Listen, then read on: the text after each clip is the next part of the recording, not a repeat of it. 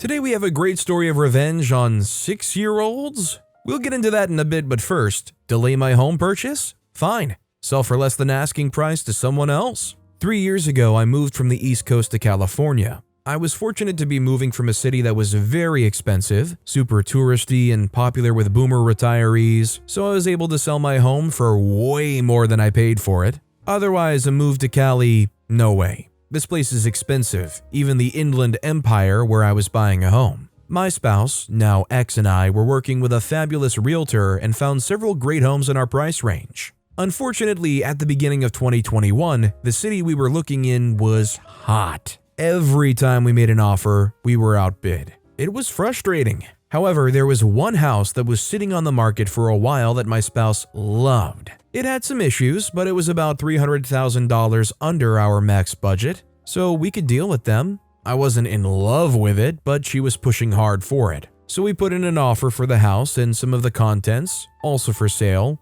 about $10,000 over asking price. Weeks go by. The realtor representing the seller, Mr. Delay, is asking for proof that we can afford the home. Okay, provided. He wants to know what my job is. Executive. Oh, really? On and on and on. Keeps suggesting that they might get a better offer. Continually suggests we can't afford a home this nice. Finally, I'm done. A different house that I really wanted falls out of escrow. It's listed for about $110,000 more than the house we're trying to buy from Mr. Delay. I offer $55,000 over asking price, contingent on appraisal. Duh. Get that house under contract? And my realtor tells Mr. Delay to pound sand. Mr. Delay crapped his pants, blew up my realtor's phone. No, we'll take your offer. Please reconsider. Nope. My realtor was busting up laughing. She said he was a sexist jerk and she loved seeing him squirm. That house ended up selling for $10,000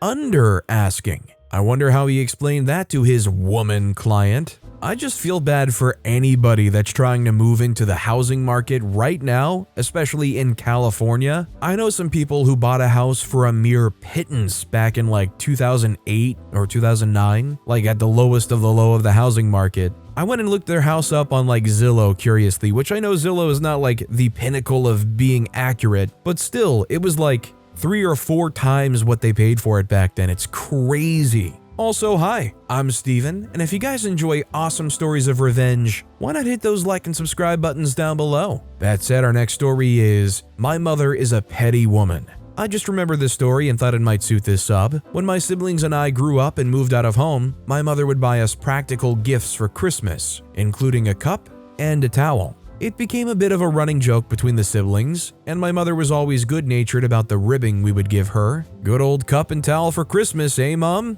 One year, I was out shopping with her and she stopped to look at towels. I said something along the lines of, "Oh, I better not look so I can be surprised at Christmas." That year, she decided to pull the old trusty video camera out for Christmas. I didn't think anything of it because my sister's kids were there, so of course we would be creating family memories. Joke's on me. She caught on camera the moment I opened the present and saw coat hangers. I have never laughed so hard in my life before or since. To this day, the very best present I have ever received, and we still laugh about it. I am so proud of my mom for getting her revenge on me being a smart butt. All I'm saying is you don't know how much you miss those socks and underwear gifts until you grow up and you start not receiving them anymore. There's a point in your life where you reach adulthood and you're out on your own and you go to your drawer and you're like, you know what? Socks would be an incredibly good gift for me right now. Our next story is My Mom's Petty Revenge. My mom had a male cleaner. She really liked the guy and helped him out with some things.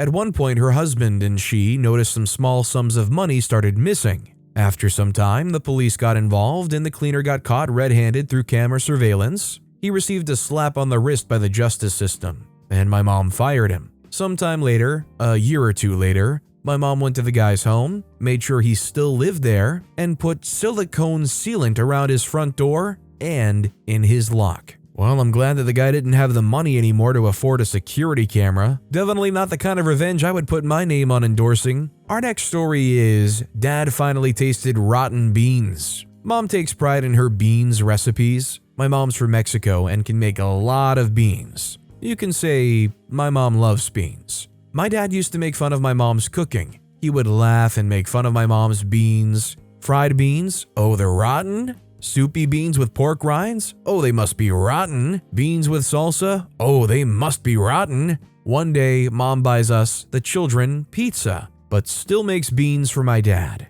He always bragged how Mexican he was because he would eat only traditional Mexican food if it was available. He said, "Hey, why do these beans taste funny?" My mom waited till he was finished eating his beans. Because those were rotten beans. Now you do know what rotten beans taste like. Dad ran to vomit. All of us kids laughed. Dad never said anything my mom cooked was bad or rotten again. My question is, why was he making fun here? Like, what is there to make fun of besides the fact that she makes beans all the time? Like, I don't get the joke of, oh, they must be rotten. Like, what? Our next story is, don't turn on our natural gas boiler in winter? Fine, we'll use electricity. I was just reminded of this while responding to another thread. It happened over 15 years ago. My ex-wife and I were both students near Calgary, Alberta, and rented a basement suite that the landlords had converted from an unfinished basement plus garage space. Rent included utilities and internet. The only problem, the house was on a boiler, and when they walled in the suite to separate it from the garage, they installed the thermostat in the garage instead of in the suite. This led to several problems the following winter. Every time the temperature got below minus 10 degrees Celsius, about 15 degrees Fahrenheit, our suite would plummet to 12 to 14 Celsius, 54 to 57 degrees Fahrenheit. We brought it to their attention each time, and for 12 to 48 hours after that, it was a balmy 20 to 22 degrees Celsius, 68 to 72 Fahrenheit, in our apartment. This kept happening though, and we kept complaining. After the 5th or 6th time, we told them that we couldn't even keep things comfortable with a space heater. We added that it would cost a few dollars a month more in gas to heat our apartment properly. Running a space heater would cost much more than that. They apologized, and once again, we had heat for a couple days. Then we had a cold snap, and the temperature dropped to negative 40 degrees Celsius, negative 40 degrees Fahrenheit, outside. And our apartment plummeted to 10 degrees Celsius, 50 degrees Fahrenheit. We were so cold that we started wearing our coats, not just sweaters or even jackets, inside. That was the last straw. So my wife and I decided to stop complaining and take matters into our own hands. We bought a large box fan, opened the oven, and placed the fan on its door. We turned on the oven and within an hour or two had a reasonable 19 degrees Celsius, 66 Fahrenheit, in our apartment. We kept the temperature around 18 to 20 Celsius, 64 to 68 Fahrenheit throughout the cold snap, about 2 weeks. Some warm weather followed for the next few weeks, and then we got a knock on our door. It was the landlord. Turns out their electric bill was $650, up from their usual peak of $100. Now, something to know about the law in Alberta: if utilities are included in rent, you cannot charge the tenant for overages, whether reasonable or not. You can only sue if they were willfully negligent. I pointed this out to the landlord, and they threatened to sue, idiotically believing us to be the negligent ones. I replied that I'm sure a city inspector would be happy to hear about your illegal basement suite in which you didn't even have the decency to install a thermostat, and how, as a result, we've had to endure temperatures closer to freezing than to room temperature, and then threatened to countersue and finished with, "Who do you think is gonna win that fight?" Suffice to say, we had a nice, cozy, and reasonable 21 to 25 degrees Celsius, 70 to 77 Fahrenheit, in our suite for the remainder of the winter. Well, this guy really walled off the unfinished basement and garage space and then walled himself into a corner involving it. When you're doing something that already violates whatever regulations you're threatening to try to enforce on these people, you're pretty screwed because you have no leverage to begin with. Our next story is, don't know if this is petty enough to qualify. There was a pricey car parked in the lone handicap spot at my corner store, no handicap plate, and when I turned to take a parking spot as close to the door as I could get, I noted no handicap hang tag. I parked and got out of the car. As I was crossing the lot, the car's owner came out. The trajectory of my walk changed to put me directly behind the car and slowed my walk way down. He honked his horn at handicapped little me. I stopped off at the driver's side rear fender and shouted that he could be out already if he hadn't taken a spot he wasn't entitled to. Doubt that he learned anything. but I felt better. As somebody with relatives who legitimately need these spots, I am always so done whenever I see somebody that takes those spots that does not need them, doesn't have the placard, doesn't have the license plate, especially if I see some 20s or 30s-year-old person just casually strolling back to their car. I don't care if you have to run in and grab one thing, you are a total jerk for doing so. Our next story is my mom's revenge on my brothers. My 45-year-old female, youngest brother, 41-year-old male, has been reminiscing about our mom, passed in 2018, and middle brother, passed in 2022. When we were growing up, my mom's only request as a single mom of 3 was for the dishes to be done before she got home from work. I had moved out, leaving the 3 of them living together. The boys were not helping her do the dishes. One night at dinner, everyone was eating and she mentioned that since they weren't helping, she had the dog lick the dishes clean and she put them away in the cupboard. Of course, they were appalled and they never stopped helping her wash the dishes after that. So my question is, did she actually have that happen, or is it just something that she fibbed about to try to get them to get on the ball about helping again? I mean, I certainly hope that she was just fibbing about it. This next story is fun at the library. I was at the library using the public computer because I was having computer issues at home. There was a woman using the computer next to me who was seriously obnoxious. She was talking on her phone and chomping on hard candy. She had a child with her who was invading my personal space instead of hers. She got up to use the bathroom. You can save your work and lock the computer by entering a password. When she was gone, I reached over and tapped the caps lock button. When she returned, she couldn't enter her password correctly and thus couldn't use the computer. After about 10 minutes of frustration, her allocated time was up and she had to relinquish the computer to the next person in line. I don't know what it says about me, but it almost makes me feel bad for the lady, like she's sitting there getting frustrated and can't figure out what's going wrong when she's doing everything absolutely right. She just doesn't know about the existence of the caps lock key. I mean, she was obnoxious and rude, but for some reason my heart is saying, oh, this poor woman, she just didn't know. I think what the issue is, it makes me think about my parents who may not realize the caps lock button is turned on, and then it leads my brain down this hypothetical of my mom's at the library just desperately trying to use this computer and she can't. But also, she wouldn't be obnoxious and rude, obviously. Our next story is, hold up the line, pay extra tip. I'm at a coffee shop and the line is slightly extended. Well, it finally gets to the guy in front of me and he's on his phone. Holds up his finger to the cashier, gesturing, give me 1 second. Walks over to the area where they have juices and selects a juice, while the rest of us are waiting and watching him on his phone. He then fumbles around, ordering a few more items and finally pays his bill. This was maybe a 45-second inconvenience for the rest of us. Not drastic, but annoying.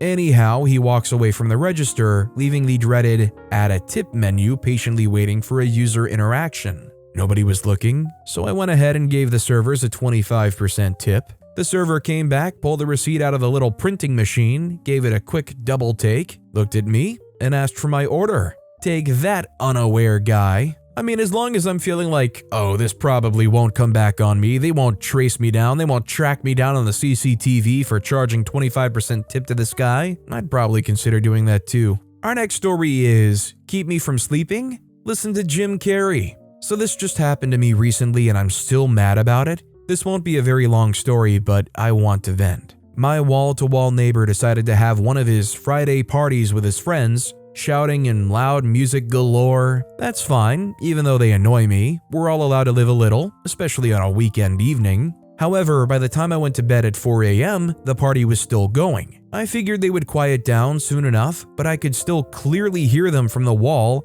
5:30 a.m., the party was still going and I could hear them almost as if they were in the same room as me. So in protest, I played some loud music of my own from the band Fin Troll. This usually helps and makes his guests leave. Not tonight, not at all. To be fair, I didn't play as loud as I normally would have because I didn't want to disturb the elderly who live below. So maybe they didn't hear me clearly enough. So at 6 a.m., I tried to sleep with earplugs, but this was very uncomfortable. 7 a.m., the party is still going and I am royally ticked and so wide awake at this point I can't sleep even if I've tried. I've not slept since 11:48 a.m. the day before. So what I do is this. I take my phone, put it on full volume and place it on top of a shelf, with the speaker directly touching the thinnest wall between us. The phone being on the shelf makes it so the sound vibrates and echoes, making it so much longer. 7:07 a.m., I start playing a 10-hour version of Jim Carrey's most annoying sound in the world from Dumb and Dumber. To save myself from this horrid sound, I go to the bathroom. Sometime around 7:15 a.m., I return, turn off the video, and I can finally rejoice in sweet, sweet silence.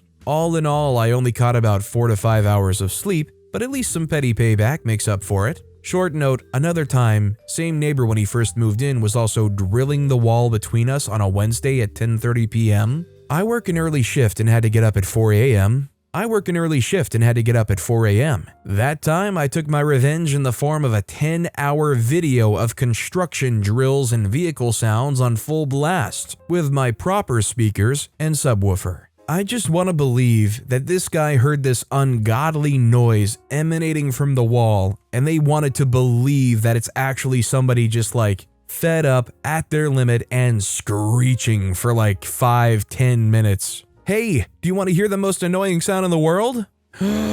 Our next story is coin tosser. In my early 20s, I worked at a chain payday loan store. There was a tempered glass partition between the customer side and the employee side, with an open portion at the bottom for sending things through. You get it. This one complete jerk would come in and pay his small loans off. If there was change, which he always used, I could see him dig it out and start counting it. I would stick my hand under the slot for the change for him to drop it into my hand, but without fail he would ignore my hand and toss it into the germy, scunch-streaked tray. This meant that I had to then pick the change off of this long, skinny tray underneath the partition glass. It was so rude, gross, and annoying. I had had it. I awaited the day. The next time he paid a loan and was getting change back, he stuck his hand under the tray, and you bet your butt I tossed that change like a Yahtzee roll, the whole length of the tray. With the most pleasant smile and looking right at his face, I watched him scrape all the change out of the tray. He did do better on the coin tossing from then on. Hey, at least they adjusted their behavior. That's the most important thing, right? Sometimes it takes a little bit of payback for the jerks to really learn. But sometimes the jerks don't ever learn. At least this guy actually did. Our next story is instant revenge. A few days back, I'm in a country with strict traffic rules. Speed radars lined every road, capturing anyone pushing the speed limit. Commercial vehicles had to sport a "How am I driving" sticker with a working hotline, a detail that plays a role in this tale. On my hour-long commute from home to work, the roads were laid out sensibly. The first lane was for speedsters, the next 2 for regular traffic, and the last 2 for big vehicles. Cruising in the second lane with my car on cruise control, I suddenly noticed headlights flashing behind me. It was tailgating. I instructed my buddy to snap a pic of the truck and its number. This thing sometimes escalate quickly. Checking my speed, I was riding the edge of the limit.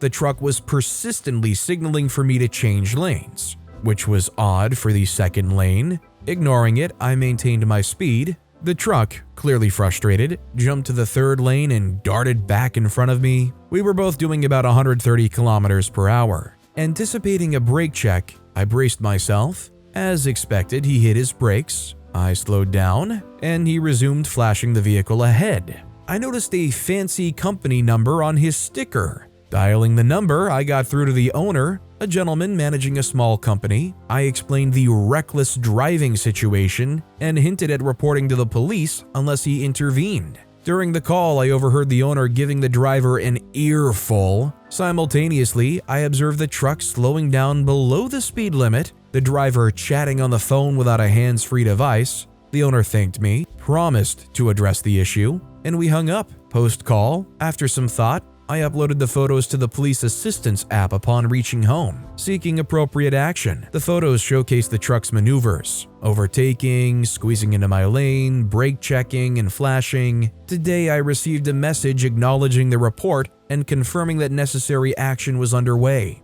Justice served. You know, I've always seen those stickers on these vehicles, "How am I driving?" and the phone number underneath, and I've always wondered, has there ever been a person in the history of ever that called that number to say, "Hey, I just wanted to call and say that your driver is wonderful." They used their blinkers when getting over, they drove the appropriate speed limit. You best believe they left 3 cars' length between them and the vehicle in front of them. I mean, just A+. Our next story is Petty Revenge, 21 years in the making. When I was in middle school, my 3 friends and I started buying games to swap CDs. We got to the point of all chipping in for our first hub so we could network and play computer games. One friend I have is really cheap, which I've written about in the past. I remember during 10th grade summer vacation, our old copy of Red Alert 2 discs broke. They were red and blue, and we had to buy a new copy. Since this was a regular LAN game, IPX protocol baby, 3 of us thought we should get a new copy. When we told the cheap friend about it, he said he didn't want to put in for it. He played the game with us. We said we needed new CDs as the old ones broke. He just shrugged and said, "You guys will just have to give them to me sooner or later, or let me install anyways, so I'll just wait." We thought this was an incredibly jerk move, but that was that. We ended up buying the CDs anyway. I think that was about the end of our game sharing thing we had done for around 5 years at this point. Fast forward to over Christmas, my cheap friend and I got together. He was talking about some side project he was working on and asked if I still had old copies of Windows. I said yeah, I had such and such up to the most recent, being 7. He mentioned something about wanting to use it, and during the middle of his explanation, my mind snapped back to over 20 years ago in 10th grade. The subject changed with the group of people, and that was that. I walked him out to his car at the end of the night as I go to get something from mine.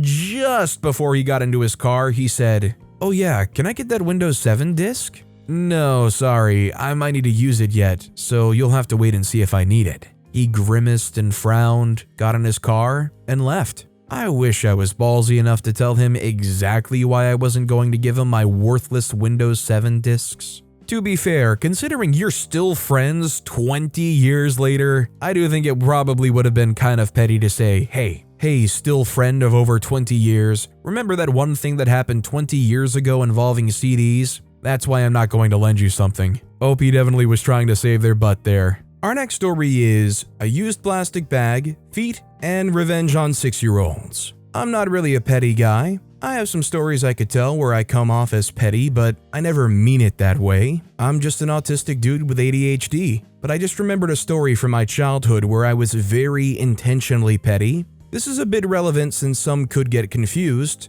I'm a trans man. It was the summer of 2007, and for the first time in my long life, my birthday wasn't on summer vacation. I was turning 7. It was also the first birthday ever my mom bought a present for me, so I was extra stoked. I got a Barbie Rapunzel doll for my birthday. This was the crap the girls wanted. The movie had just been released the year prior. I'm not American, and the doll half a year later. So no one except for me had that doll. Don't worry, all this is really relevant. I'm a kid who got bullied a lot since kindergarten, and since every kid I went to kindergarten with was practically my neighbor, the bullying carried over to elementary school. I was not only a loser without friends, I was the loser between the losers. I was always alone. So obviously I was even happier that all the popular girls wanted to talk to me and play with me on my birthday, but some of you already guessed it. The girls were obviously much more interested in my doll. Because of my circumstances, I had to mature much faster than my peers. So obviously I caught up almost immediately as to what was going on. I felt miserable almost the entire day until one of the girls asked something like, "Hey, you haven't already decided who sits with you, right? Can we sit at your table?" Let me explain. Back in my days in elementary school, whenever a child had their birthday on a school day, we would have a party at the end of that day. The birthday kid would choose up to 5 kids that were allowed to sit at the big round table with the birthday child. Usually, the parents would bring a cake or pie and some other sweets. Some parents would even join. My mom obviously couldn't join. I knew she had 3 different jobs. She obviously didn't have any time. Every time, the birthday child was pressured by their classmates into choosing 5 people, because after the birthday child, the kids at their table would be the next ones getting served a slice of cake or sweets, etc. And obviously, they were also allowed to choose the games as well. Kids being kids, that was seen as super cool. Basically, if you were tight with a birthday kid, you were at the top of the food chain. Almost always the popular kids were the ones sitting at that table, making them even more popular. Listen, my little brother required much more attention, so I was basically accustomed to not getting what I wanted. I didn't care about the seating, but I also knew they cared a lot about it. So after getting treated like crap the whole day, I was thinking, you know what? Freak it. Obviously paraphrasing here. Tomorrow begins summer vacation, and even after that, we're moving out. I'm not going to see these freakers ever again. So I had this glorious idea. I had a plastic bag in my backpack. Most of the time I used the plastic bag to pack my lunches because my mother taught us to recycle. So the girl is asking me that question and I'm like, hold on. Go to my backpack, pull out the empty used plastic bag, look them straight in the eyes and say, the first 5 willing to put their bare foot into this used plastic bag for a minute are the ones I'll choose to sit with me. First, they were reluctant, but by one, they did it. I was feeling so freaking good. I was obviously not going to choose them,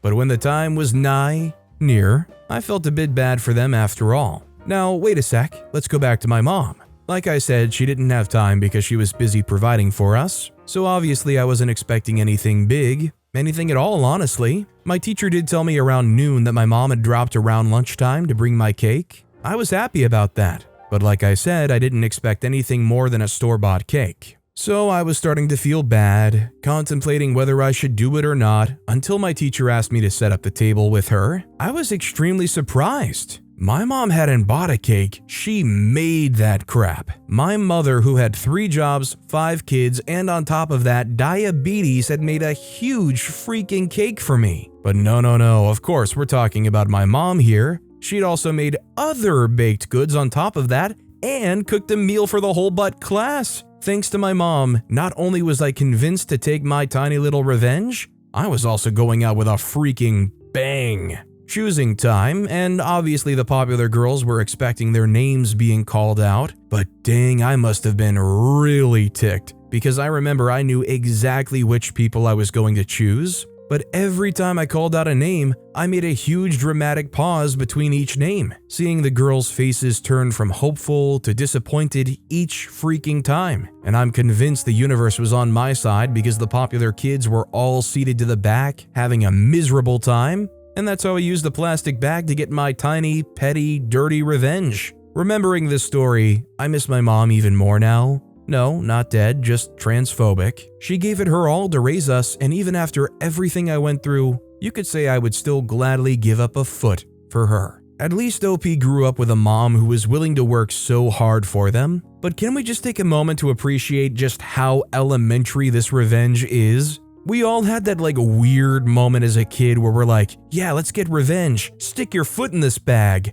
Doesn't really make much sense, but you're like, yeah, that would be gross. Stick your foot in this bag. Our next story is Sports Better Revenge. A little while back in college, I lived with an annoying roommate who also had annoying friends. They were all on the football team. They were the typical jocks you see in movies, very full of themselves, bully types who would take your lunch money. They would constantly debate and berate me on sports topics for no reason. My roommate would also allow them to use my things without my permission, play my Xbox, eat my food, etc. Anyways, one night they were all pre-gaming for a night out. We were sitting around watching a game and I wasn't invited to go out. We were watching a football game through a streaming service, which at the time, cord cutting wasn't really a thing yet. There was a slight delay in the stream, and I had noticed I was getting updates on my sports app before we saw it on TV. They're really into gambling, so I started making bets with them. This guy will score a touchdown next. Here comes a long pass, interception, etc., etc. They were not picking up on what was happening,